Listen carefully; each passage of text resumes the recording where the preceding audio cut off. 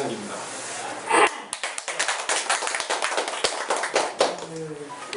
아주 다양한 분야에서 일하시는 훌륭한 분들이 많이 오셨는데, 제가 오늘 페이스북에다가 워낙 다양한 분야에서 지금 그 창당 움직임이 있어서 이거 컨설팅 사업하면 돈 좀 될 것 같다.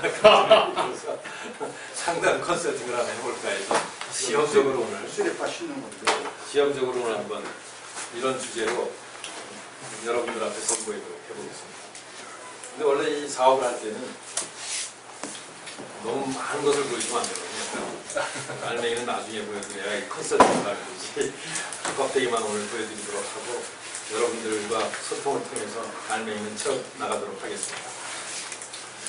제가 오늘 서두를 제목을 이제 집권정당 만들기, 정당은 무조건 집권을 해야 되겠죠.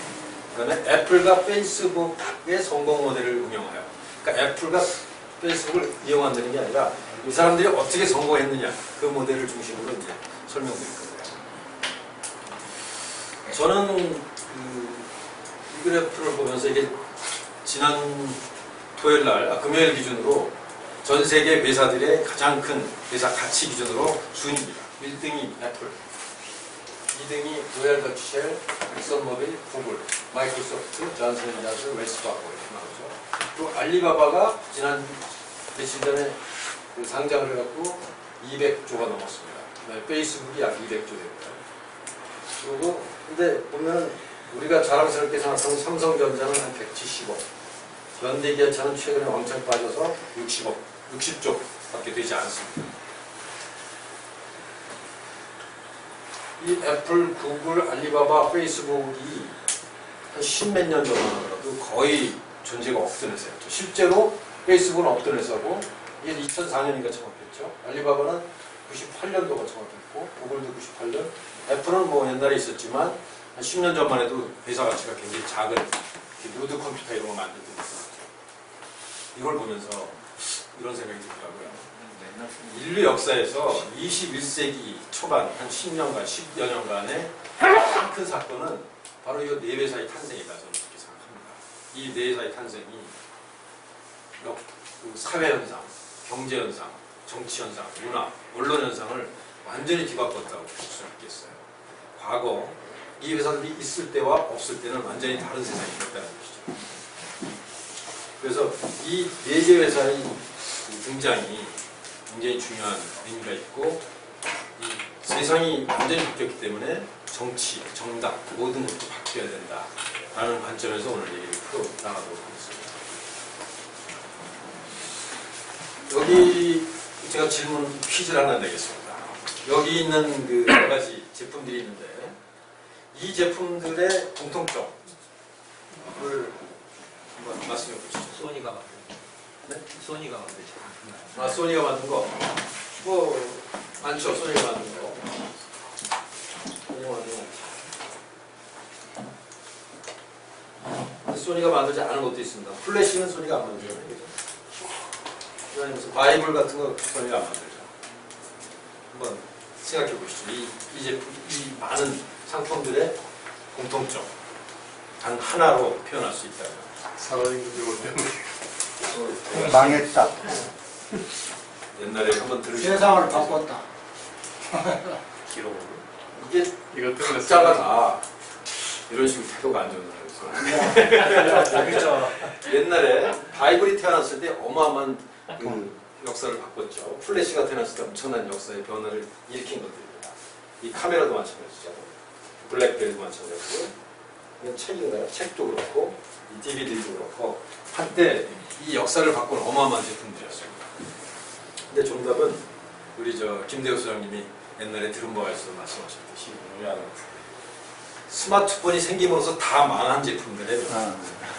망했다. 그리고 스마트폰이 이기는 데를 다 가져가 버렸죠. 대단한 거죠. 애플의 스티브 잡스의 아이폰이 나오면서 노키아가 망하고 모토로라가 망하고 블랙베리가 망합니다. 엄청난 사건이죠. 10년 전만 해도 굉장한 사건. 회사들이죠. 불과 뭐 5년 전만 해도 노키아가 세계 최강이었잖아요. 그뿐만 아니라 소니가 망하고 델이 망하고 닌텐도가 망하고 코다니 망합니다. 여러분들 델 보면 한 10년 전만 해도 어마어마한 회사였죠. 세계인들이 추앙하는 그런 대단한 회사였는데 망했습니다. 코닥은 뭐 100년 전부터 몇 년 전까지 해도 아주 세계 최강의 회사였고 다 망했어요. 왜 망했냐? 스마트폰 때문에 망했어요. 바로 이런 인물 때문에 망했죠. 아이폰 때문에 망했죠. 그 다음에 think different. 다르게 생각했기 때문에 세상이 바뀐 거죠. 그러면 제가 아까 말씀드린 그 네 가지 회사의 제품들, 아이폰, 구글, 페이스북, 알리바바, 이 회사 이 네 가지 상품의 공통점은 뭘까요? 세상에 플랫폼을 깔았다. 훌륭한 학생, 정확한 학생. 예, 맞습니다. 플랫폼이라는 뜻이죠. 플랫폼. 플랫폼이라는 단어 잘 아시겠지만 좀 구체적으로 설명하면 다양한 종류의 시스템을 제공하기 위해서 공통적이고 반복적으로 사용하는 기본 모듈, 이걸 플랫폼이라고 합니다. 뭐 여러 가지 순서를 쓸 수 있지만 플랫폼이라는 건 플랫, 편편하다는 뜻이죠. 편편한 어떤 폼이라는 얘기죠. 뭐 기차역에서 탈 때 플랫폼이라고 하고 많죠. 플랫폼이라는 단어를 쓰는데 근데 여기서 말하는 플랫폼은 온라인 플랫폼 플러스 어떤 세상 사람들이 그 안에서 반복적으로 사용하는 일종의 규칙 이런 걸 합해서 플랫폼이라고 얘기할 수 있습니다. 어플리케이션 플랫폼이 안드로이드죠. 이거는 물론 이제 구글과 삼성전자가 쓰는 플랫폼이죠. 소프트웨어 플랫폼이고 SNS 플랫폼이 바로 페이스북이라고 볼 수 있죠. 근데 우리나라에서도 이제 제 경험과 관련해서 조금 설명드리자면 옛날에 우리나라에 90년대 초에 하이텔 천리안 유니텔이라고 하는 PC통신이라고 하는 대단한 플랫폼이 있었습니다. 아마 여러분들도 상당히 여기 쓰셨을 텐데 그러다가 이게 어느 날 갑자기 사라졌어요. 이 플랫폼이 사라졌습니다. 그 사라지게 된 이유 중에 하나가 이 회사 때문이었습니다. 제가 1999년도에 인터넷 증권 관련 웹사이트를 만든 게 이제 박스넷이라는 회사였는데요. 그때 제가 처음에 한 작업이 하이텔 천리안 유니텔에 있는 고수들을 끌어다가 우리 사이트에 글을 쓰게 한 작업이었습니다. 이 천리안 하이텔 유니텔은 폐쇄적인 공간이었죠. 베비를 내야만 들어갈 수 있었고 거기 들어가서 글을 볼 때 뭐 텍스트 위주로 됐었고 꼭 대부분이 유료 정보였습니다. 그래서 거기에 있던 몇몇 사람들이 뭐 김철상이라는 사람도 있고 주락이라고 지금도 활약하고 있죠. 뭐 많은 사람들이 제가 연락을 했을 때 자기들 여기서 돈 잘 벌고 있는데 왜 나가야 되느냐. 그래서 곧 망할 거다.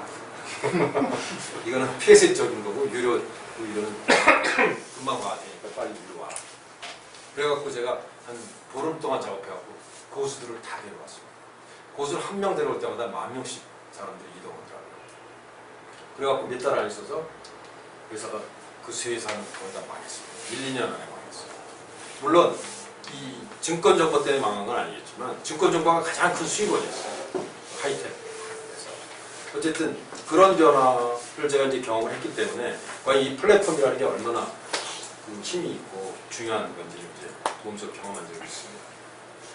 참고로 저는 이 회사를 99년에 창업을 해서 한 4년간 경영하다가 4년 후에 SK텔레콤에 매각을 했습니다. 지금도 그럭저럭 돌아가고 있습니다.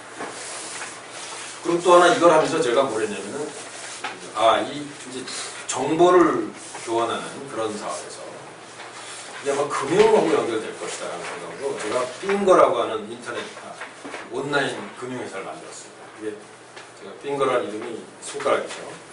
파이낸스 매니저라는 게 그때 제가 생각했던 비전은 이제는 온라인 금융이 오프라인 금융을 못지않게 중요한 시대가 올 것이다.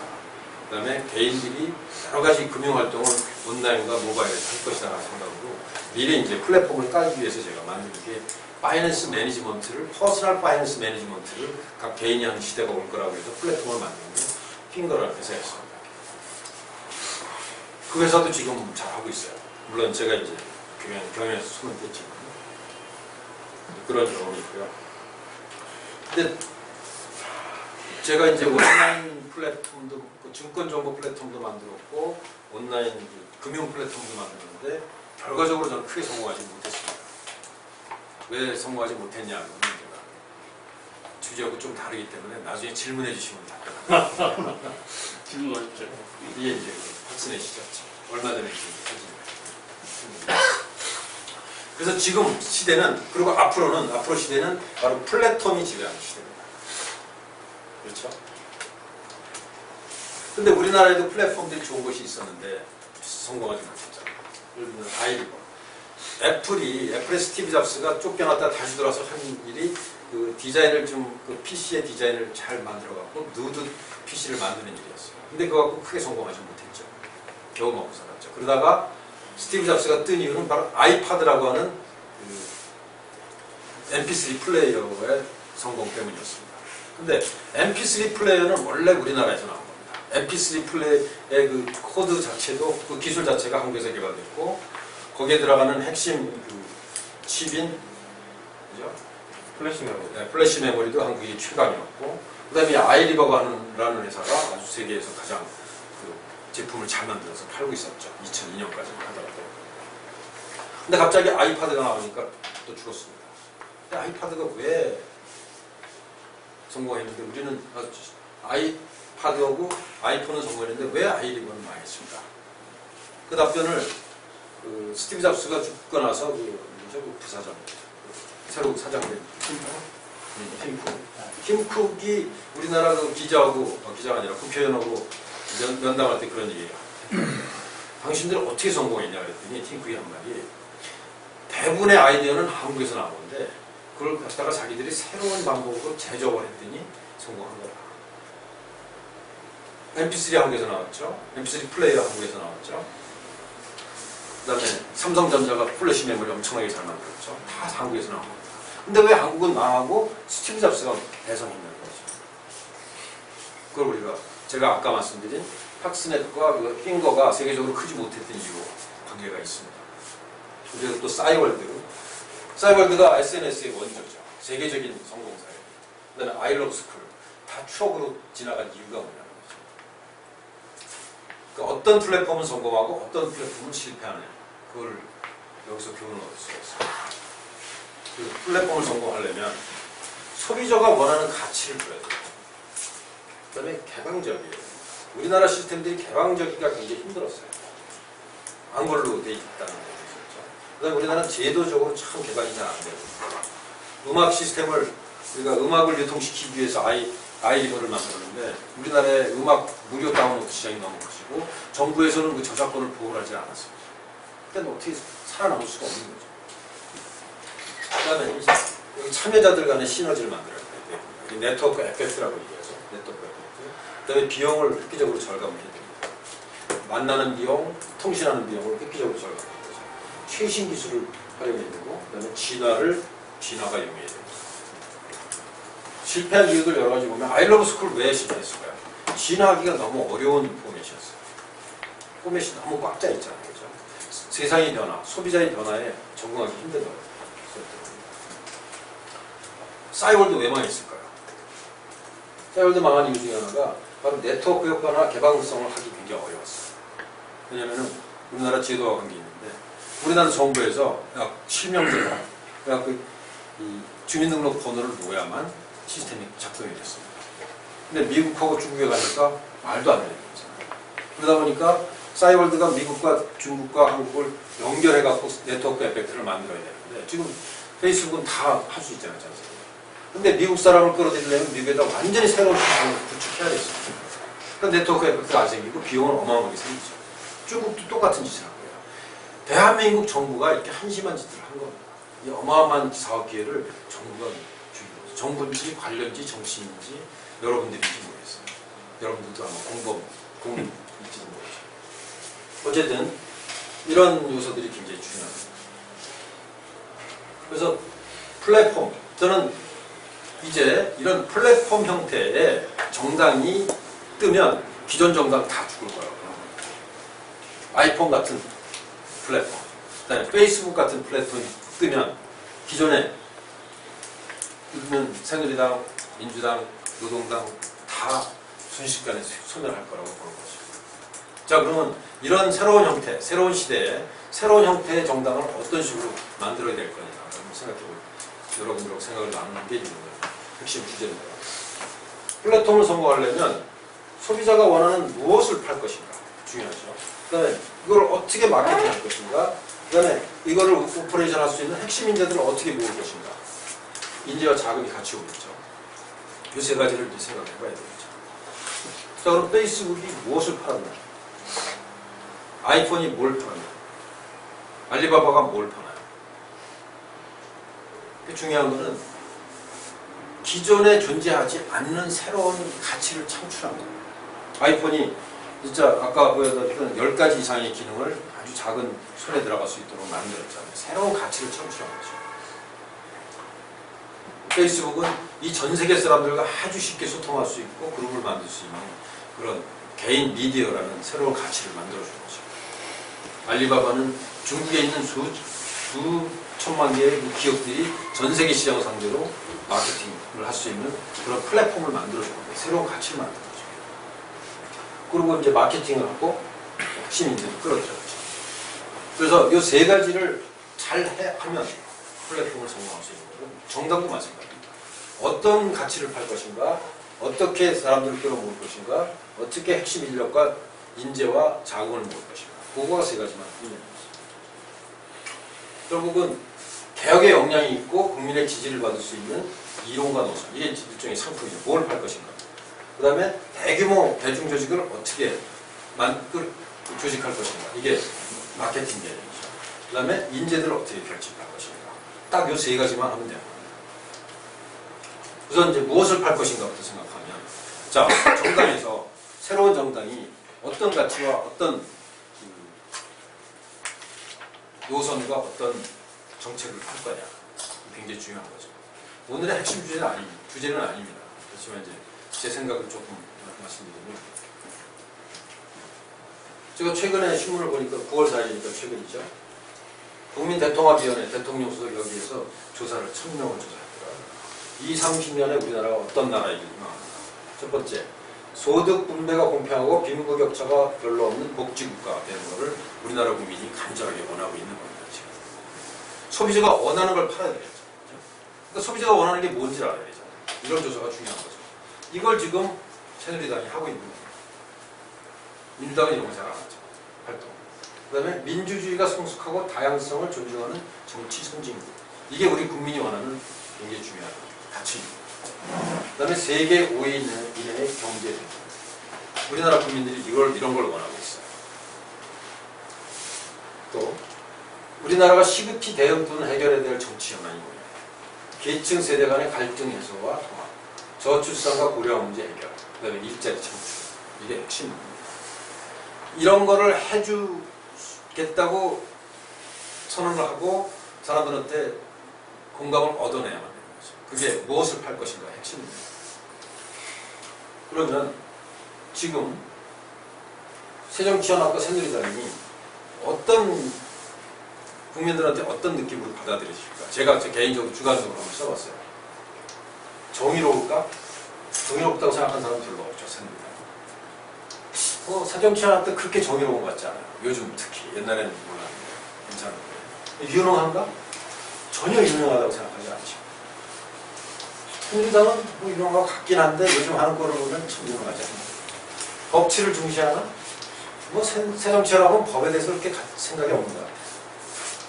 새누리당 그렇게 법을 존중하는 것 같지가 않아요. 국민들이 이런 걸 다 원하잖아요. 민주적인가? 여기 별로 민주적인 것 같지 않아요. 그래도 새정치연합은 민주적인 척을 하려고 하는 것 같은데 거기도 별로야. 동그라미가 없어요. 좀 표시 잘못됐어요. 바뀌었습니다. 제 주관적인 그 다음에 애국적인가? 여기서 애국을 놓쳤어요. 오히려 애국을 주장하는 사람들이 새누리당하고 이쪽 사람들이. 우리 애국 새누리당, 우리 애국 우익이 저 좌파 종족을 압도해야 된다는 지금 애국이라는 그 가치를 뺏겼어요. 시장경제 중시 별로 안 해요. 여긴 그래도 하는 척도 하는 경제성장 여긴 잘 못할 것 같고 여긴 꽤 잘할 것 같다는 생각들을 하죠. 조화와 통합 둘 다 지금 못하는 거죠. 형편없잖아요. 형편없고. 그러니까 어마어마한 찬스가 있는 겁니다. 지금. 이거를 딱 정의롭고 유능하고 법치, 민주, 애국, 시장, 경제 조화를 딱 사람들 이걸 내걸고 사람들을 설득하기 시작하면 삽시간에 모일 수 있는 기회가 있다는 거죠. 왜냐면 워낙 못하니까. 노키아, 모토로라가 너무 헤매니까. 바로 아이폰 만들면 뜨는 거야. 그래서 이런 관호선에서 저는 이 공정한 시장, 정의로운 법, 더 많은 직접민주제, 복지제도 구축, 이게 굉장히 중요하다고 저는 개인적으로 생각합니다. 그래서 제가 그 혁신하라 한국적 경제라는 책에 홍보시 수준이라는 단어를 썼죠.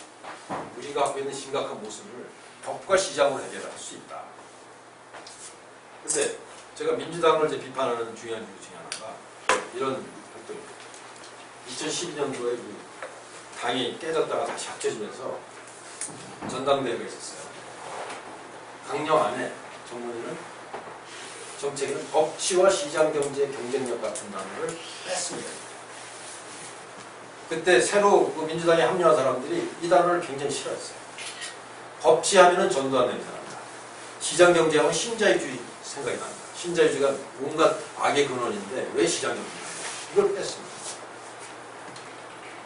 그래갖고 사람들이 경악을 했죠. 아, 민주당은 법을 싫어하고 시장을 싫어하는 사람들이 너무나 많구나.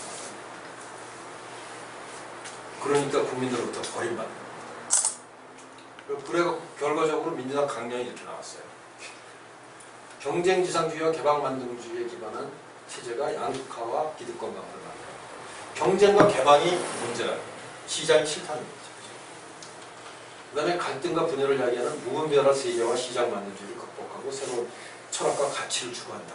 이게 대한민국의 최대 야당, 집권을 꿈꾸는 야당이 가진 핵심 철학이 이겁니다. 제가 지금 바뀌었는지 모르겠지만 2013년 5월이니까 총선과 대선을 준비할 때 이 강령 가지고 했어요. 여기 들어있는 메시지가 뭔가요? 없어요. 긍정적인 거 하나도 없습니다. 긍정적인 메시지 하나도 없어요. 오로지 부정적인 메시지만 있습니다. 경쟁 싫다, 개방 싫다, 세계화 싫다, 시장 싫다는 얘기입니다. 이런 정당이 무슨 집권을 하겠다고 할 수 있겠어요? 민주당만 물론 법치를 유린하는 건 아니죠. 이게 최근에 나왔는데 김동진 판사가 법치주의를 죽었다. 원세훈 진짜 우리나라 법치가 땅에 떨어졌어요. 새누리당도 시장 경제를 굉장히 싫어하죠. 오로지 이권과 담합과 이쪽에서 너무나 많은 이권을 갖고 가기 때문에 시장 경제를 싫어합니다. 경쟁을 싫어합니다. 어쨌든 무엇을 팔 것인가에 엄청난 기회가 있어요. 국민들이 싫어하는 짓들만 하고 있어요. 새누리당과 민주당. 아주 쉽게 우리가 새로운 가치의 깃발을 내걸 수가 있습니다. 이거에 대한 주제는 뭐 핵심 주제 아니라서 제가 기회가 있으면 다시 얘기할 거고요. 그러면 이제 매스 마케팅 어떻게 할 것인가? 이게 굉장히 중요하죠.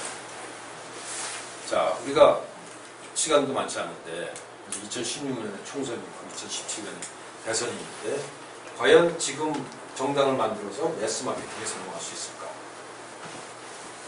당원 조직을 100만 명을 만들 수 있을까? 그런 고민입니다. 그래서 이제 제가 정답을 말씀드리는 건 아니고 하나의 아이디어를 제가 말씀드릴게요. 이런 방법이면 혹시 가능하지 않을까? 문재인 의원께서 최근에 9월 4일이죠. 네트워크 정당으로 바꿔야 된다. 민주당. 그렇게 주장을 했습니다. 그래갖고 최민희라는 분하고 문성훈 씨를 만나서 전략을 짰다고 해요. 근데 이거에 대해서 굉장히 반발들을 하고 있죠. 친노가 아닌 사람들은 굉장히 반발을 하고 있습니다. 그 이유가 문재인, 문성근의 네트워크 정당론이 과연 뭐냐. 이거는 비당원에게도 개방해야 된다는 거고 모바일 투표를 도입해야 된다는 게 핵심입니다. 근데 이 방법은 당권을 장악하기 위한 수단일 뿐이고 2012년 총선과 대선을 말아먹은 원입니다. 그렇게 생각하는 사람들이 굉장히 많습니다. 지금. 이걸 하면 그 당권이 다 친노들한테 갈 것이고 나머지들은 뭐 이런 형식을 이용해갖고 당권을 장악하는 데 쓸 것이다. 이렇게 굉장히 반발하고 있어서 아직도 봉합이 안 되고 있죠. 저는 개인적으로는 요거는 원치 않아요. 비당원한테 개방하는 게 과연 좋은 거냐에 대해서는 저는 좋게 생각하지는 않습니다. 아니 정당이라는 거는 뜻이 맞는 당원들끼리 하는 거지 왜 비당원한테 무슨 이상한 여론조사니 무슨 투표권을 주냐는 거죠. 그건 저는 저 개인적으로 별로 좋은 방법이 아니라고 생각합니다. 그렇지만 모바일 투표, 온라인 투표 이거는 꼭 도입해야 된다는 게 저희 개인적인 소견입니다. 이게 바로 네트워크 효과고 비용을 엄청나게 줄일 수 있고 많은 사람들이 참여할 수 있는 그런 수단을 주기 때문에 그런 거죠. 근데 오히려 이런 그 모바일 플랫폼, 온라인 플랫폼을 이용한 활동이 새누리당이 더 잘하고 있어요 지금. 그러니까 민주당 이름을 뺏겼죠 이제는 새정연이라고 했었죠. 새정치연합은 말은 뭐 많이 하는데 실제로는 거의 못하고 있습니다. 새누리당이 더 잘하죠. 새누리당 얘기를 들고 하면 저는 뭐 관료 마피아, 법조 마피아의 결집이고 20%야 1000만 명의 절대적인 지지와 영남 제국을 강남의 어떤 이권의 카르텔이다. 저는 그렇게 규정합니다. 그리고 인터넷 찾아보니까 이런 글이 나옵니다. 친일하다, 반대하다, 대퇴하다, 군사독재하다, 경제 파탄시키고 이게 이제 외환이 저 아예 찻대기 당하다가 정치인이 된다. 이런 이미지가 많은 사람들이 갖고 있을 거예요. 근데 총선, 대선, 지방선거까지 이기잖아요. 어떻게 이겼냐는 거죠. 한나라당에서 작년 2012년 초에 3월달에 이렇게 새누리당으로 색깔을 빨간색으로 바꿉니다. 이름도 옛날 이미지를 없애겠고요. 그걸 주도한 사람이 조동원이라는 사람.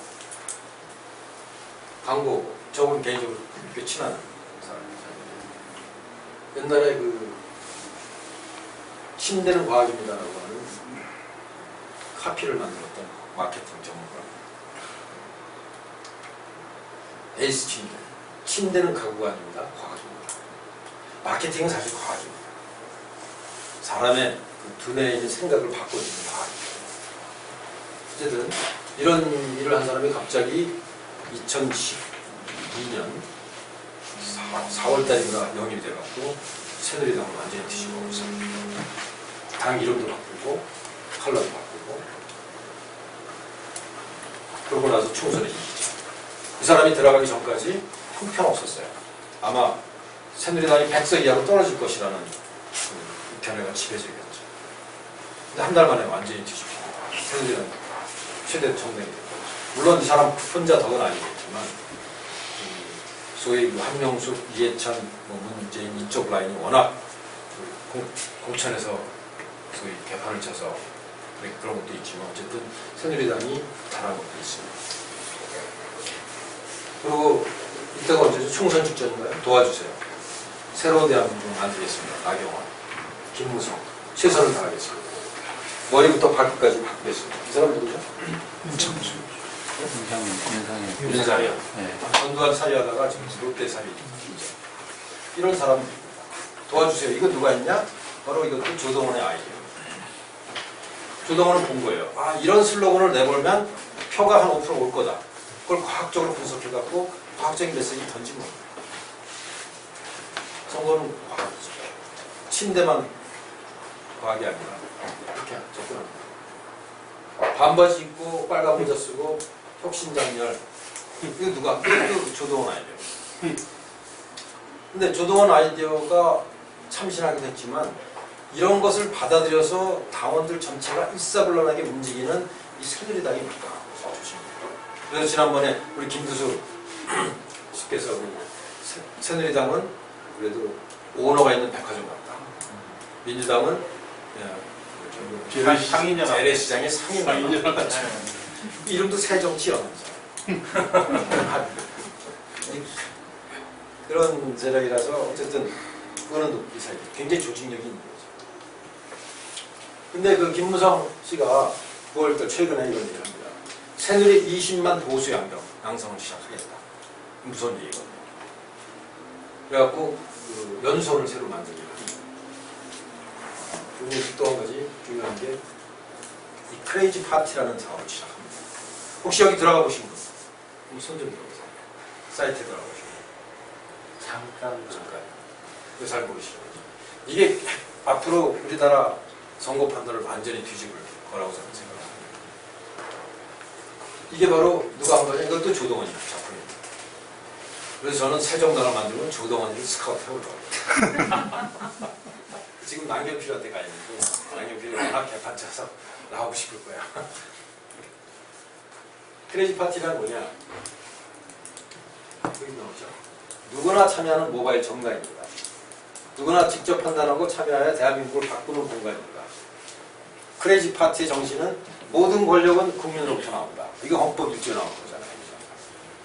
혁신하지 않으면 생존할 수 없다. 끊임없이 제안하고 토론하라. 그저 말만 하고 행동하라. 내가 변하면 우리가 변한다. 얼마나 아름다운 이 새누리당의 이런 모습입니다. 그래갖고 매주 수요일 날 밤에 라이브 토론을 합니다. 젊은 애들이 굉장히 많이 참여해요. 그래갖고 이 시작을 한 6월 달에 시작했거든요. 그래갖고 이런 걸 한다. 대국민 투표. 어떤 주제를 해갖고 토론을 한 다음에 국민 투표합니다. 혁신 라이브. 그러니까 전문가들이 나와서 라이브 토론을 합니다. 왜? 여기서 결정이 되면 정책을 집행하겠다는 의지를 갖고 있어요. 그래서 이게 첫 번째 주제가 이거였습니다. 게임 중독 방지를 위해서 이 게임 중독법이 불가피하다. 게임 중독법은 과도한 규제다. 이게 16,000건대 500건으로 거의 95%의 지지를 받습니다. 지금 우리나라 게임 중독법이 있잖아요. 여성가족부가 뭐 만들어내는데 IT 업계나 젊은 사람들은 진짜 한심한 일이라고 생각하죠. 근데 결국 이렇게 나오는 거예요. 이렇게 나오니까 새누리당에서 뭐냐? 아, 크레이지 파티에서 이런 결론이 나왔으니 우리 이거 바꾸겠다. 이거 바꿉니다. 새누리당에서. 그럼 어떻게 생각하겠어요? 새누리당, 아, 국민이 원하면은 국민이 원하는 법을 만드는 정당이 새누리당이구나. 이런 느낌을 줄 수 있어요. 그리고 젊은이들이 그것 때문에 아, 내가 여기서 활동했더니 내가 원하는 정책이 국정 내에 반영됐어. 그럼 난 새누리당의 지지자가 되는 거죠. 그 다음에 두 번째인가요? 이거죠. 18세 선거권 어떻게 생각하십니까? 이거 갖고 막 토론합니다. 지금 토론하고 거의 끝난 것 같은데요. 현재 참여율은 500만 넘었고요.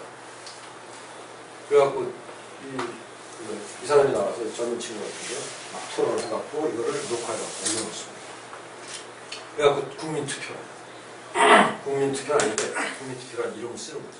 18세 선거권을 허용해야 된다. 300명.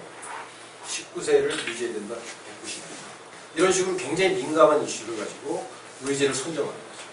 그리고 참여를 유도하면서 이 크레이지 파티라는 걸 가지고 이 새누리당이 갖고 있는 늙은 이미지, 그다음에 어떤 이권 집단의 이미지 이런 것을 희석시키려고 하는 거죠.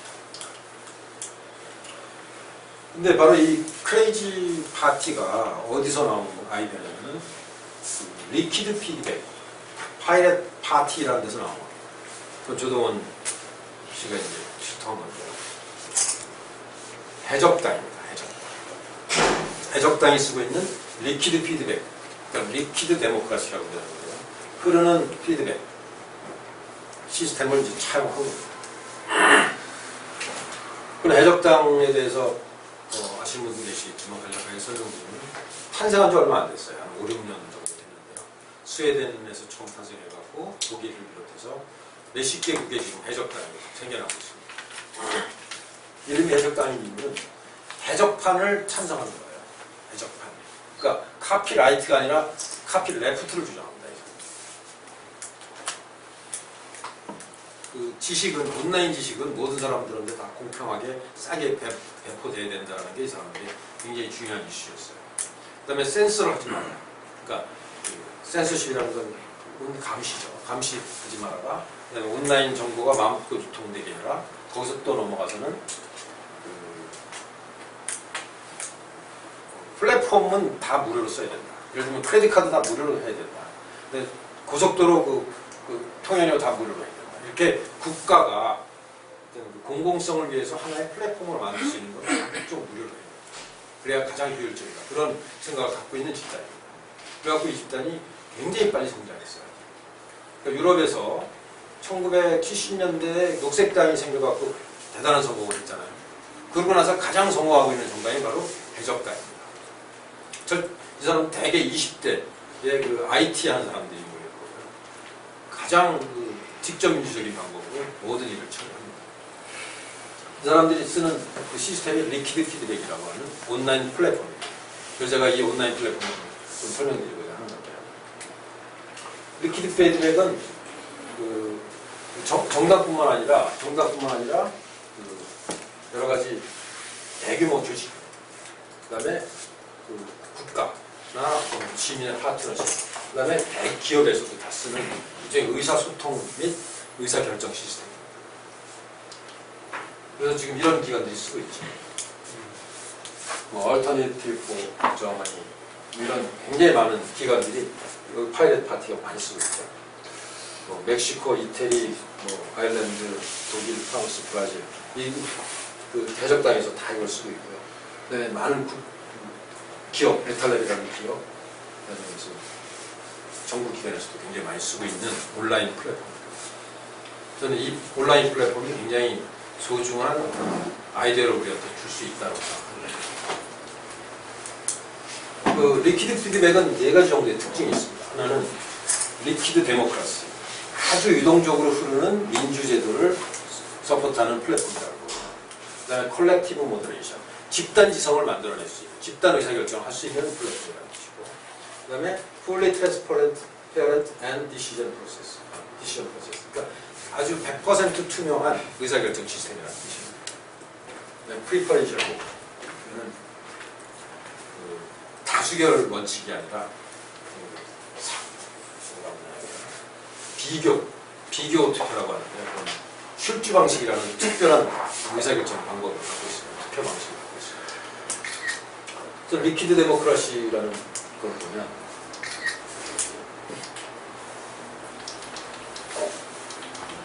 우선 그림을 좀 보시면요. 이게 이제 중요한 거는 해적당이 회원이 10만 명이 있는데 가장 민주적인 방법으로 이제 의사결정을 한다고 그랬죠. 10만 명이 각각 자기가 원하는 안건을 올릴 수가 있습니다.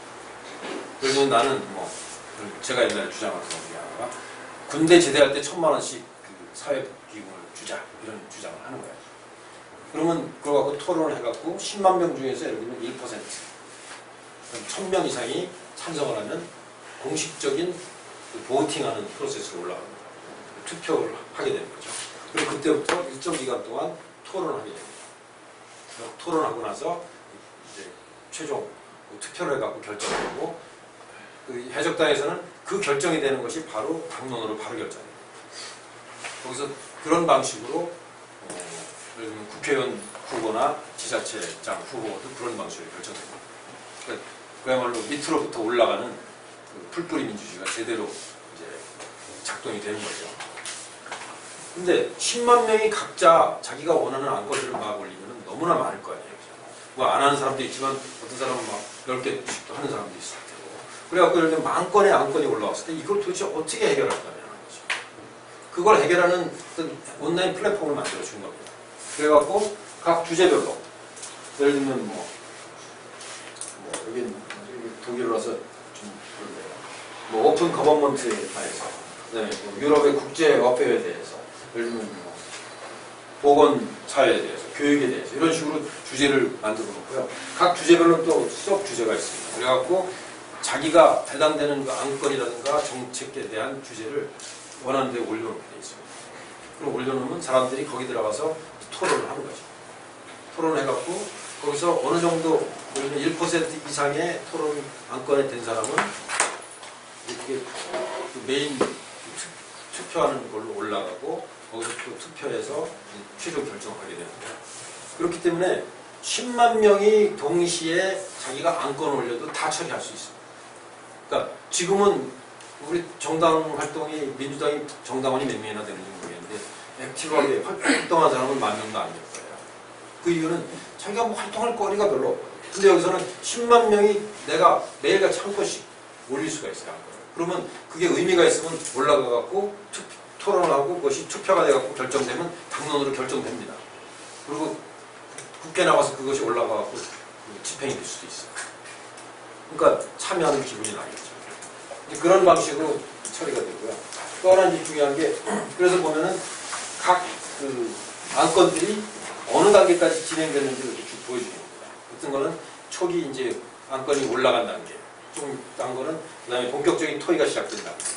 그 다음에 여기서 또 중요한 게 어떤 안건이 올라가면 반대는 할 수 없게 돼 있고요. 항상 다른 대안을 올려놓게 돼 있어요. 그래서 A가 있으면 A에 대한 B가 나오고 B가 있으면 C가 있고 D가 있고 E가 있고 이런 식으로 여러 개의 안건이 동시에 존재하지 A를 찬반 투표하는 방식이 아닙니다. 뭔가 다른 의견이 있으면 항상 대안을 제시해야 되지 이게 나쁘다는 얘기 절대 하면 안 되게 되는 게 규칙인데요. 그런 규칙으로 하고 여기서 또 굉장히 중요한 규칙 중에 하나는 그 위임제도입니다. 위임제도인데 무슨 뜻이냐면 내가 지금 당원인데 오늘 내가 토론을 해야 될 안건이 막 100개가 넘어. 그 다음에 내일까지 15개를 내가 투표를 해야 돼. 근데 다 할 수 없잖아. 특히 나는 교육 문제는 좀 자신 있는데 경제 문제, 뭐 사법제도 문제, 공무원 문제 잘 모르겠어. 그럼 어떻게 되냐. 내가 믿을 만한 잘하는 사람한테 각 분야의 각 투표에 대해서 위임을 합니다. 교육 문제, 우리 교육 문제는 우리 정읍에 들어오신 이분이 굉장히 잘하신 것 같아요. 그동안 글 쓴 거라든가 여러 가지 투표하고 트랙을 보면 잘하는 것 같아요. 교육 문제 이분한테 맡기는 거죠. 정치제도 문제는 김대수 소장이 마음에 들어서 이렇게 맡기는 겁니다. 그렇게 되면은 내가 10가지를 투표하더라도 내가 직접 아는 분야 2개는 내가 투표하고 8개는 누군가 딴 사람한테 위임을 해주는 거예요. 투표 권한을 위임하는 거예요. 그러면 어떤 현상이 나타나냐? 이런 현상이 나타나요. 이 사람은 굉장히 큰 영향력이 생겨요. 어떤 특정 그 주제에 대해서 굉장히 많은 사람들이 이 사람한테 굉장히 많은 위임을 준 거예요. 이 사람 듣게 되고 듣게 되는데 결국 이렇게 되면 결국은 이 사람이 주도하게 되겠죠. 이 안건에 대해서. 근데 예를 들면 교육 문제에 대한 안건을 꾸준하게 열심히 토론하고 좋은 의사결정을 계속하고 사람들과 좋은 관계를 맺은 사람은 결국은 계속 교육 문제에 대한 위임을 계속 받기 때문에 결국은 그 사람이 교육 분야의 지도자가 되는 겁니다. 나중에 이 정당이 집권하면 그 사람이 문교부 장관이 되는 거죠. 정치 문제, 외교 문제, 안보 문제 다 그런 식으로 처리되기 때문에 굉장히 합리적으로 자연스럽게 그 분야의 전문가와 지도자가 떠오르는 시스템이라는 거죠. 그게 바로 위임제도의 특징입니다. 기존의 우리나라 그 투표제도는 좀 다르죠. 보통 선거, 무슨 비밀 선거 이런 거는 좀 다르죠. 완전히 또 투명하게 합니다. 그리고 또 재밌는 특징이 하나는 투표 직전에 그 위임을 철회할 수 있어요. 그리고 건건이 다 그 위임을 따라갈 수가 있습니다. 그러다 보면 이런 제도를 운영하다 보면 사람들이 그 자발적인 참여를 굉장히 활성화시킬 수 있고 진짜 열심히 하는 사람들한테 보상이 확실히 돌아갑니다. 그리고 결국 이런 사람들이 중요한 자리가 생겼을 때 이런 사람들이 추천이 되겠죠. 자동적으로. 그야말로 밑으로부터 추천되는 그런 시스템이고 국회의원 공직자 후보나 국회의원 후보나 지자체장 후보도 이런 방식으로 결정될 수가 있습니다. 굉장히 합리적인 거죠. 굉장히 잘 작동되고 있어요. 그래서 그거에 대한 좀 추가 설명입니다.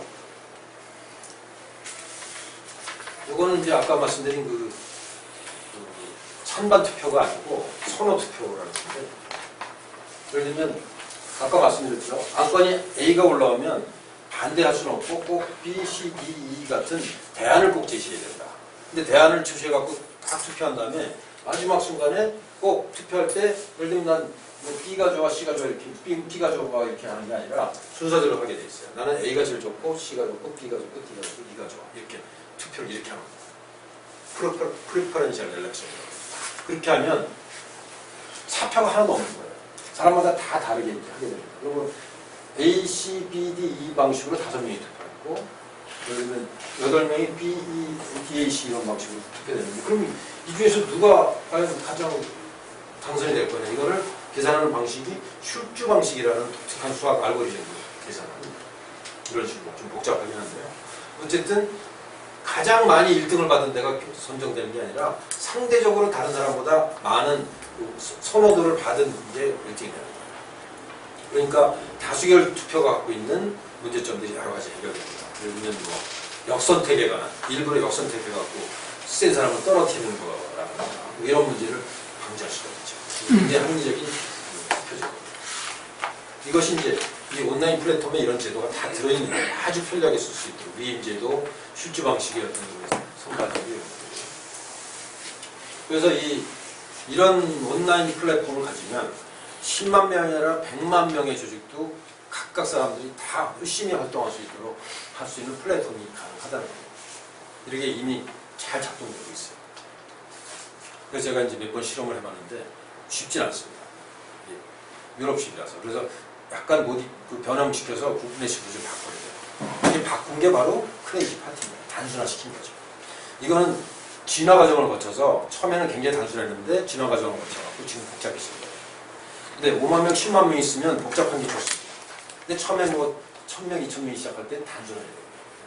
모든 인터넷 사이트는 처음에 단순하게 시작해갖고 차차 진화됩니다. 페이스북이 그랬고, 저희 팍스넷이 그랬고, 네이버가 그랬죠. 어쨌든 그런 스킬이 있어야 되는 거죠. 그리고 이런 방식을 쓰면 두 가지 정도를 할 수가 있어요. 중앙 조직을 하나 만들 수 있고, 각 한 사람마다 난 중앙의 정책을 제안하고 중앙에 있는 인선에 투표할 수 있는 권한을 가진 사람. 그 다음에 또 각 지역별로, 지역구별로 또 할 수 있죠. 나는 예를 들면 성남 지역에 내가 지역 정책을 제안하고 거기서 사람을 뽑을 수 있는 권한을, 국회의원 후보나 예를 들면 성남시장을 뽑을 수 있는 권한을 가지고 있는 이 두 가지, 네 가지 정도의 권한들을 다 갖게 되는 거죠. 그래서 그걸 해서 열심히 일한 사람이 결국은 많은 정책을 낼 수 있고, 중앙 정책을 많이 낸 사람은 중앙의 중요한 포지션에 나중에 임명될 수 있고, 그런 걸 할 수 있고. 그래서 두 가지 정도의 활동을 하되 꼭 지역구 단위가 있는 게 굉장히 중요한 거예요. 지역구별로 한 1000명, 몇천 명 정도 단위의 활동을 하면서 온라인만 활동만 하면 결코 성공할 수 없어요. 오프라인하고 굉장히 유기적으로 연결이 돼야만 성공이 가능합니다. 온라인은 어떻게 보면 수단일 뿐이고요. 오프라인 조직이 더 중요합니다. 그렇지만 이런 온라인 조직이 있기 때문에 오프라인 조직을 활성화시킬 수가 있어요. 그래서 제가 보기에 진짜 제대로 된 집권정당을 만들려면 이런 온라인과 리퀴드 피드백을 이용한 오프라인과 온라인 조직 한 100명 내지 한 몇백 명 정도 되는 조직을 주요 지역구에 한 30군데만 구축하면 바로 성공할 수 있다고. 뭐 전라도나 경상도를 할 필요 없고 마포라든가 이런 관악구라든가 인천이라든가 경기도 주요 지역에 이런 지역구 단위의 한 몇백 명 단위의 어떤 조직을 만들고 거기서 이 실험을 하네요. 지역구 조직의 리퀴드 피드백을 가지고 실험을 해보는 거죠. 그리고 그 사람들이 공통적으로 활동할 수 있는 정부 활동도 거기서 동시에 할 수 있죠. 그래갖고 당원을 교육시키고 그 정강 정책을 만들어내고 당원을 더 모으는 활동, 이런 활동을 이런 방식으로 할 수 있다는 거죠. 이게 바로 플랫폼이죠. 페이스북 플랫폼하고 비슷하죠. 그리고 약간 더 확장하자면 이 플랫폼을 만들 때 예를 들면 특정 정당만을 위한 게 아니라 모든 정당이 다 정당을 쉽게 만들 수 있는 플랫폼도 만들 수 있습니다. 애플이 성공한 이유가 뭐예요? 플랫폼을 만들어 놓고 어떤 에비던들이 다 수용할 수 있도록 만든 거잖아요. 누구나 들어와서 해라, 활동. 경쟁자가 아니라 다 협업자가 되는 거죠. 그래서 이런 플랫폼을 만들어 놓고 새누리당도 와서 활동하고 민주당도 활동하고 뭐 노동당도 와서 활동하고 새로 생길 정당이 와서 활동해. 그렇게 되면 정당을 새로 만드는 비용이 굉장히 줄어들어요. 그렇겠죠. 그리고 이 플랫폼을 오퍼레이션하는 사람은 큰 돈을 벌 수 있어요. 여기서 실시간으로 여론조사도 할 수 있어요. 제가 그걸 한번 해볼까 생각하고 있습니다. 큰 돈이 될 것 같은데 협조가 될지 잘 모르겠어요. 어쨌든 굉장히 재밌는 모델이죠. 그리고 우리나라 민주정치가 굉장히 많이 발전할 겁니다. 그런 플랫폼이 생기면. 혹시 관심 있으시면 제가 동업자들을 찾고 있습니다. 손들어주시면 됩니다. 그 다음에 이제 핵심 인재들 어떻게 이제 확보할 것이냐. 지금 민주당의 가장 큰 문제는 국민들이 어떻게 생각하냐면, 너무 건달들, 정치하는 사람들 대부분 다 건달이고, 멀쩡한 사람들 조금 지나면 다 건달돼. 정치꾼들 보면 원하는 건 오로지 두 개야. 공천을 어떻게 받을 거냐, 아니면 어떻게 하면 정치 자금을 긁어모을 거냐. 이거밖에 관심 없는 사람들한테 무슨 건달이라는 말 갖고 또 좋은 단어가 별로 없잖아. 이런 인식들이 많아. 그러니까 인재들이 안 오는 거죠. 그 문제를 어떻게 해결할 거예요? 민주당은 지금 실패했고, 새누리당은 진짜 인재가 아니라 이권을 탐하는 사람들만 모여있고, 안철수도 실패했잖아요. 좋은 인재들이 안 오잖아요. 쫓아다녀도 안 옵니다. 결국은 정치권에 좋은 사람들이 모여야 되는데 어떻게 모을 거냐는 거죠. 그리고 제가 며칠 전에 그 김부겸 의원 만났더니 그런 얘기를 하더라고요. 자기가 매일같이 수많은 그 대구 사람들 오피니언 리더를 만나서 설득하는데 다 들리는 얘기가 그런 거예요. 야, 너희들 그렇게 형편없는 인물들하고 형편없는 정신 상태가 국가 운영할 수 있어. 한심한 집단입니다. 이렇게 생각하고 있는 거예요. 그러니까 찍어줄 수가 없는 거예요. 경상도만 그런 게 아니에요. 경기도, 서울도 마찬가지입니다. 민주당 인재들이 없잖아요. 인재들이 들어가질 않습니다. 그러니까 기존에 들어가고 자리 차지한 이권을 가진 사람들이 해먹고 있는 거죠. 그래서 이제 인재를 과연 정당이 어떻게 확보할 수 있을까? 그거에 대한 제가 이제 한 가지 정답은 아닙니다. 하나의 아이디어를 제가 설명드리려고 하는데, 플럼블이라는 게 있어요. 미국의 제도인데 1950년대에 만든 거예요.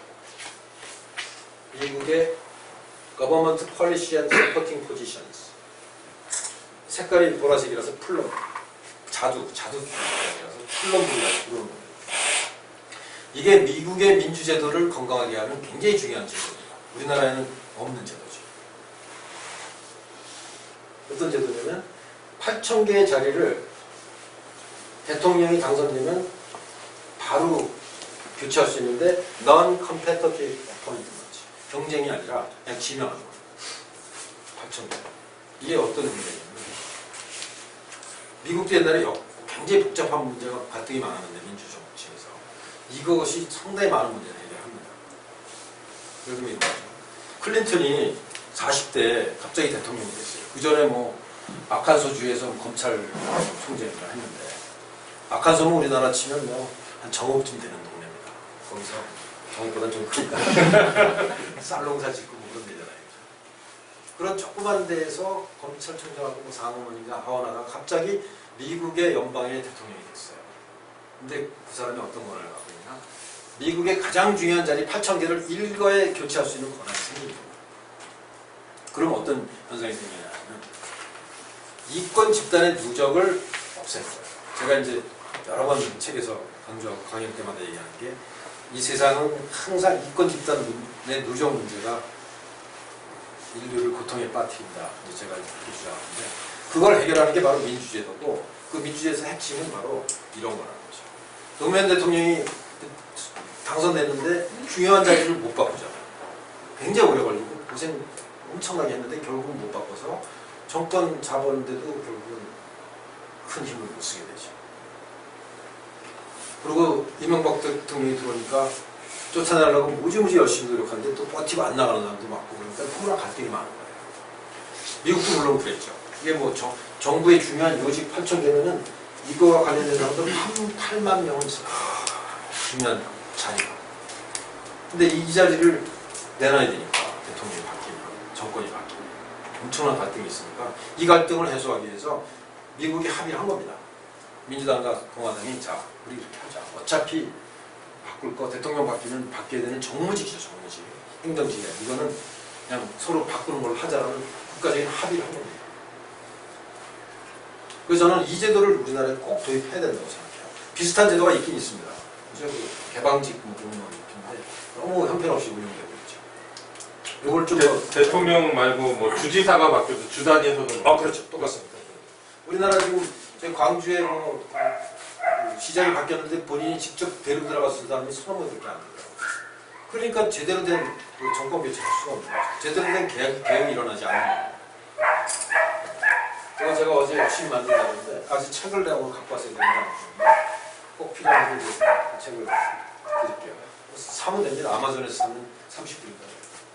책이 5년, 4년마다 한 번씩 출판이 돼서 나옵니다. 왜냐하면 그때 대통령이 바꿔야 되는 자리니까. 대통령 취임 때쯤 나옵니다.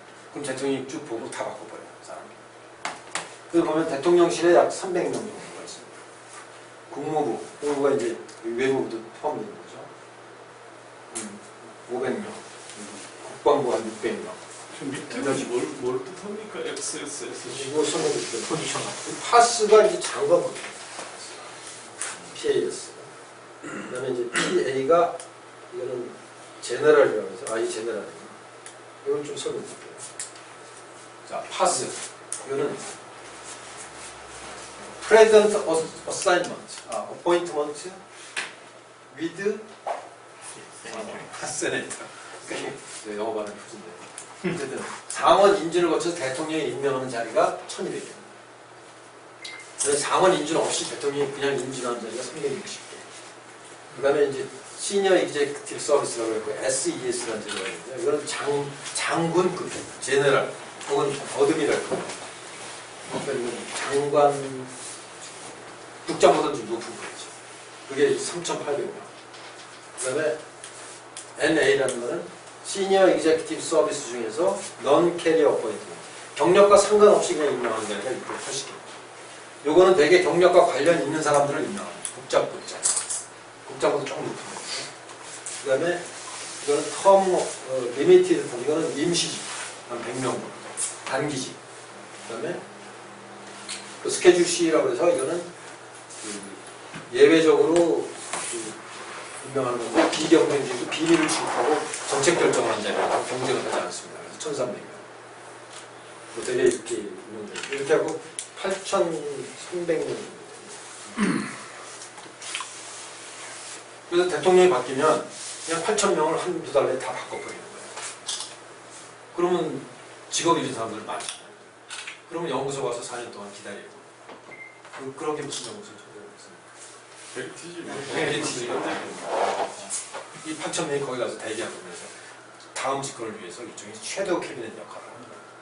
정당이 집권하면 바로 8,000개를 바꿔야 되기 때문에 그 인재 집단을 항상 보유하고 있습니다. 국민들이 봤을 때 그런 인재 집단이 보유하고 있는 집단한테 투표하지 않습니다. 그렇잖아요. 지금 민주당한테 투표를 못 하겠어요. 저 사람들 도대체 저 안에 국방장관 할 만한 인물도 없고 문경장관 할 인물도 없고 거기 인재 집단이 없는데 저 사람들한테 국가를 어떻게 맡기냐는 생각들을 국민들이 하는 거죠. 근데 어쨌든 이런 제도를 하면은 그게 상당히 해소될 거라고 생각합니다. 우리는 뭐 8,000개 너무 많으니까 한 2,000개 정도. 그러니까 그러면 각 부서마다 여기는 한 300명에서 600명인데 한 100명의 높은 자리를 대통령 바뀔 때 싹 바꾼다고 생각해요. 상상만 하세요. 어마어마한 변화가 일어날 거예요. 지금처럼 관피아 다 없어질 거예요. 모피아 없어지고 대피아 없어지고. 왜냐하면 바로 교체할 거니까. 그 적폐라고 그러죠. 관피아의 적폐가 지금 세월호를 만든 가장 심각한 우리 사회의 어떤 심각한 문제라고 생각하는데 이걸 하면 적폐가 생길 수가 없어. 정권이 바뀌면 바로 상위 100자리가 없어져요. 바뀝니다. 물론 다 정치적인 사람들은 아닙니다. 그러면 이 빨간색, 여기는 꽤 정치적인 사람들이지만 여기서부터는 그 자리에서 최고의 전문가들을 모아요. 그렇지만 아무래도 민주당 정권인데 민주당에 충성하고 몇십 년 동안 민주당을 위해서 활동한 사람들 이렇게 해주겠죠. 그 중에서 전문가를 뽑아주겠죠. 직업공무원법하고는 좀 어떤 이거는 직업공무원이 아닙니다. 그러니까 이거는 일종의 정무직입니다. 정무직을 굉장히 확대하는 거죠. 직업공무원 따로 있습니다. 근데 미국의 직업공무원은 힘들이 별로 없어요. 그건 단순히 심부름뿐이고 루틴한 일만 하는 거지. 정무적이고 정치적인 어떤 의미가 있는 작업들은 다 이 사람들이 하는 거예요. 국가를 경영하는 거죠. 미국에 고등고시가 없나요? 없습니다. 이 사람들 다 뽑는 방법이 거의 non-competitive appointment. 정당에서 하는 겁니다. 대통령 혼자 못하잖아요. 28,000명을 어떻게 했겠어요. 그래서 이런 제도를 우리나라에 도입하면 어떻게 되겠어요? 야, 우리가 집권을 목표로 지금 정당을 만들었는데 우리 집권하면 이 제도 만들 거다. 우리 국가에서 가장 중요한 3,000개 포지션을 우리가 다 임명할 건데 너희들 와서 열심히 활동하면 너 자리 줄게. 역관 비슷하지만 오히려 훨씬 더 현명한 제도라는 거죠. 그러면 어떻게 되겠어요? 인재들이 모이겠죠. 지금 연금 깎는 것도 죽게 살기로 하는데 자리를 내놓을까요? 공무원들이. 아니 공무원들을 끌어들이지. 야, 너희들 거기서 괜히 시시하게 있다가 국장에서 쫓겨나지 말고 우리 당에 들어와. 차관시켜줘야 돼. 공무원은 당에 입당이 안 되는데. 아니 그럼 바꿔야죠. 그런 제도입니다. 그래서 제가 그 내용, 책의 내용이 한 이 정도 돼요. 한 300페이지 정도 되는데 그 내용을 조금만 제가 카피해놨는데요. 예를 들면 디파트먼트 에너지부라는 게 있습니다. 미국에. 그러면은 세크레터리가 스티븐 추라는 중국계 박사죠. 그 사람 파스입니다. 파스. 그러니까 프레지던트 어포인트먼트 그 상원이 인준해야 되는 거죠. 상원의 청문회를 거칩니다. 그 다음에 그 페이 플랜은 X, EX. executive가 한 2억 원 가까이 됩니다. ES. 이건 이제 일단 월급까지 다 나와요. 그 레벨 그레이드 그 월급입니다. 15급이 센 거고, 10급, 9급, 8급. 이거 15급 공무원이라고 보시면 돼요. 그다음에 요거는 센 겁니다. executive. 요거는 2, 3. 이렇게 해갖고, 그 일하는 데도 나옵니다. 워싱턴 DC에서 일해라. 그 다음에 여기 포지션 줄 있죠? 단지가 누가 있는지 쭉 나오죠? 그 다음에 그 어떤 식으로 임명되는지, 돈을 얼마 받는지, 그 다음에 이제 직급이 어떻게 되는지 쭉 나오거든요. 그러니까 이 정부 조직에 대해서 아주 투명하게 다 드러나 있는 거예요. 그리고 이 각 포지션마다 굉장히 경쟁자들이 많습니다. 나는 이 정도 실력 있고 난 박사, 석사 받고 옛날에 뭐 이런 포지션에 있으니까 나 이번에 이러고 올라오고 싶어. 다 이제 욕심을 낼 수 있죠. 굉장히 공개적으로 투명한 거고 공무원들이 하는 자리가 아니라 이거는 정치인들이 하는 자리예요. 정치인이면서 전문가들이 들어가는 자리죠. 우리나라가 지금 공무원이 너무 권력이 세고 마피아처럼 결탁한 게 큽니다. 이런 식으로 하면 일을 해결할 수 있다. 그거 보면 쭉 나와요. 그래서 보면 칩 인포메이션 오피서라고 해갖고 이제 정보를 취급하는 에너지부에서 하는 자리들.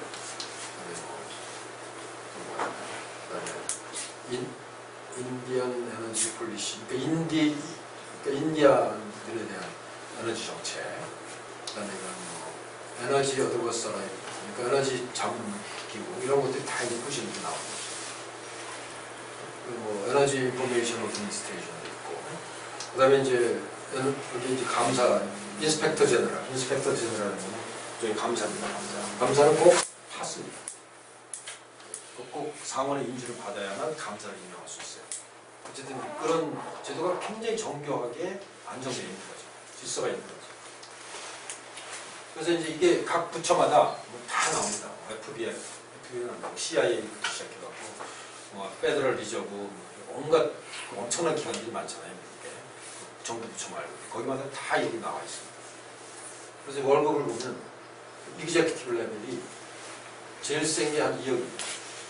제일 낮은 게 1억 5천. 별로 비싸지 않아요. 미국이 우리나라보다 GDP가 약 2배 되잖아요. 그러면 월급이 센 게 아니에요. 그다음에 SES가 국장급이라고 했잖아요. 이것도 역시 한 1억 2천에서 한 1억 8천 사이. 그다음에 이거는 제너럴 스케줄, 실무, 정부직, 그러니까 일반직이 아니라 일반직은 다 경쟁으로 들어옵니다. 일반 공무원들. 근데 이건 non competition, 경쟁 없이 그냥 상사가 임명하는 겁니다. 정치적으로 임명하는 데인데 여기 이제 제너럴 스케줄이라는 건 일반, 그러니까 정부 측에서 약간 중하위직인데 여기는 1등급부터 15등급까지 있어요. 1등급은 17,000원 연봉 1,800만 원이죠. 여기다 세금 내면은 한 달에 150만 원 정도까지. 10년 있어도 2,200만 원밖에 안 돼요. 근데 15등급이면 한 1억쯤 받아요. 10년 지나면 한 1억 3천 받습니다. 월급이 생각보다 굉장히 작습니다. 굉장히 명예로운 자리죠. 그리고 이 사람들은 밥 먹은 것까지 다 세금을 냅니다.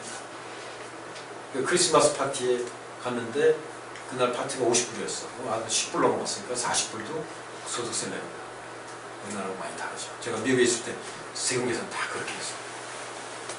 점심을 사주면 그 점심값에 대해서 그 소득으로 따져갖고 소득세를 내게 돼 있어요. 법상. 1년에 그 얼라운스가 50불밖에 안 나요. 5만 원. 그거 넘는 거는 다 자기 소득으로 계산해요. 근데 우리나라 공무원들은 월급의 한 40%는 수당으로 해갖고 세금을 안 내고 있잖아요. 게다가 팔아먹는 거 어마어마하게 항공비 그런 거 그것도 세금 안 내고 그거 다 바꿔야 돼요. 그 제대로 된 소득에 대해서 다 세금이 돼요. 소득이 있는 곳에 세금이 있어야 되잖아요. 어쨌든 미국의 제도를 보면 배울 게 굉장히 많죠. 그래서 이제 거의 끝나가는데요. 제가 어쨌든 이제 세 가지를 말씀드렸습니다. 새 정당의 성공률, 이론과 정책에 대한 플랫폼이 있습니다. 이것도 지도부가 결정하면 안 되는 거예요. 이것도 리퀴드 피드백 시스템을 통해서 끊임없이 그 사람들의 의견을 듣고 거기서 결정된 것을 지도부는 그냥 그걸 집행하는 역할만 해야 된다는 거죠. 그러면 끊임없이 진화합니다. 국민들이 원하는 방향으로 이론과 정책이 바뀌는 거죠. 그 다음에 당원 조직 플랫폼도 아까 말씀드린 리퀴드 피드백 갖고 할 수 있다고 보거든요. 그러니까 인재영이 이거는 우리가 지금은 플럼북 제도가 없지만 우리가 내세웁니다. 우린 플럼북을 우리가 집권하면 바로 집행합니다. 아니면 집권하지 못하더라도 여당과 협상해서 가급적 이걸 집행하겠다. 그리고 우리는 집권할 때 3천 예를 들면 우리 정당에서 필요한 인재들이 국회의원 선거 나갈 한 300명, 그 다음에 지방선거에 장으로 나갈 또 한 300명, 그 다음에 의회까지 하면 거의 한 2,000명의 어떤 공직 후보자가 필요하고, 그 다음에 여기 정무직, 그 행정부에 들어가서 정무직을 할 또 한 3,000명이 필요해서 5,000명의 우리가 자리가 필요합니다. 거기에 대해서 4배 쓰면 2만 명의 인재가 모이는 겁니다. 한 자리에 경쟁자가 있을 거예요. 우리가 2만 명의 우리나라의 최고 전문가를 모으면 국민들이 믿죠. 아, 저 집단은 제대로 된 집단이다. 인재들이 저를 다 모이는구나. 집권해도 되겠는가. 그리고 그 사람들이 각각 2만 명이 10명씩만 내려오면 어떻게 해요? 20만 명, 100명씩 내려오면 200만 명이 되는 거잖아요. 그 활동을 열심히 하고 사람 당원들을 많이 모아야 인정을 받고 높은 자리에 올라갈 수 있겠죠. 당원으로서 제대로 활동을 하게 해야 되는 거죠. 그래서 이게 굉장히 중요한 제도입니다. 이렇게 주로 이제 오프라인에서도 활동해야 되지만 온라인에서 활동을 하고 유기적으로 연결되는 거죠. 그래서 국민들한테 지금 시류에 빠지고 희망이 없는 국민들한테 비전과 희망을 보여주는 겁니다. 아주 무능력한 정당을 지키는데 바로 당원 조직을 50만 명, 100만 명으로 만들므로써 아, 저 정당은 능력이 있구나라는 걸 국민들한테 설득을 할 수 있는 거죠. 그 다음에 아, 저 집단은 2만 명의 우리나라 최고 전문가들이 자꾸 모이네. 실력이 있구나. 그러면 실력 있고 능력 있는 집단이 비전을 제시하면 집권할 수 있다. 그래서 제가 이런 계획을 갖고 새로운 정당 만드는 분들한테 컨설팅 사업을 하려고 해요. 여러분들 혹시 관심 있으시면 저 얘기해 주시기 바라겠습니다. 이상입니다.